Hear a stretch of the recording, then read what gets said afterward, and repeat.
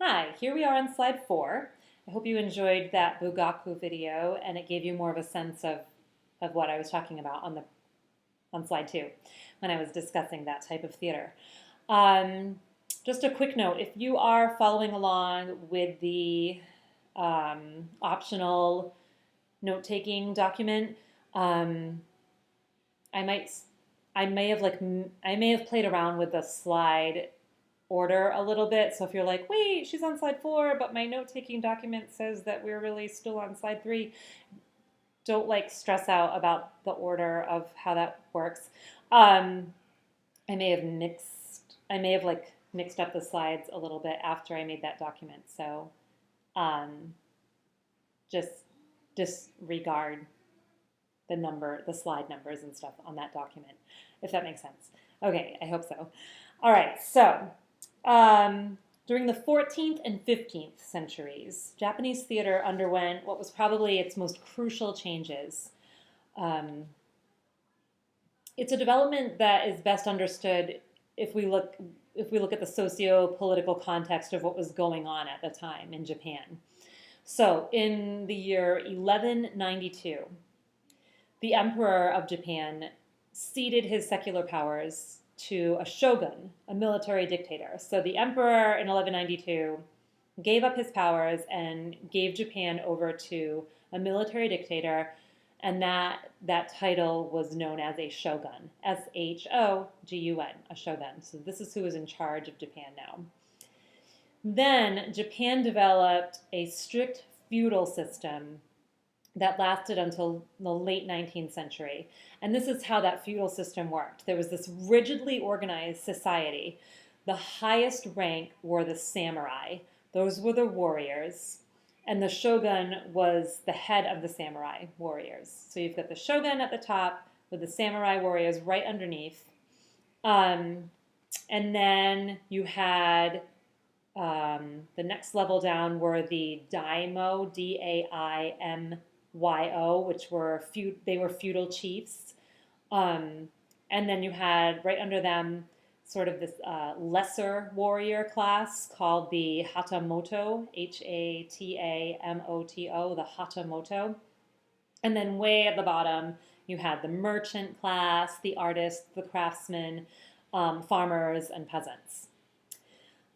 The samurai followed a very, very strict code of behavior. They were always ready to face death for Japan. They were always ready to fulfill their duty and be 100% loyal to their lord and their class. And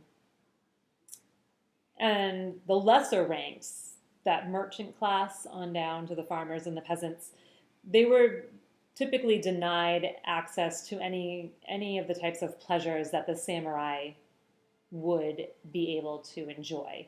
And this, as we'll see on later slides, this will have a considerable effect on Japanese theater because, as we'll see on later slides, theater at one point is going to be a pleasure that maybe like the samurai class gets to experience, but not the lower class of Japan. And you'll see later on how that's going to impact Japanese theater history.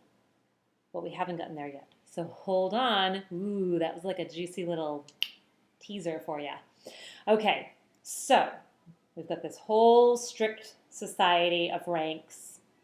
Now, in 1338, a family called the Ashikaga family, Ashikaga,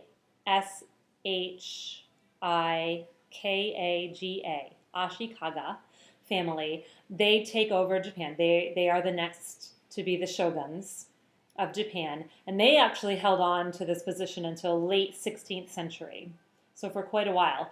And during their reign, Japan, after years of being dominated by imported culture, right? We talked about how they were super influenced by Korea and China and India. During the Ashikaga reign, Japan kind of rediscovers its own heritage. And it's this era of really great creative energy because they keep the foreign influence that they had grown to love from Korea and China and South Asia and India, and they intermingle it with native elements that they had sort of like rediscovered. And the Ashikaga shogunate sort of was really big on patronizing the arts and funding the arts and seeking to demonstrate how culturally sophisticated they were. And whenever a leader of a nation wants to demonstrate how culturally sophisticated they are, then the arts get funded, which is good for the arts. And this gave birth to Noh theater, Noh theater in Japanese history, and that's what's coming up next. I'll see you on the next slide.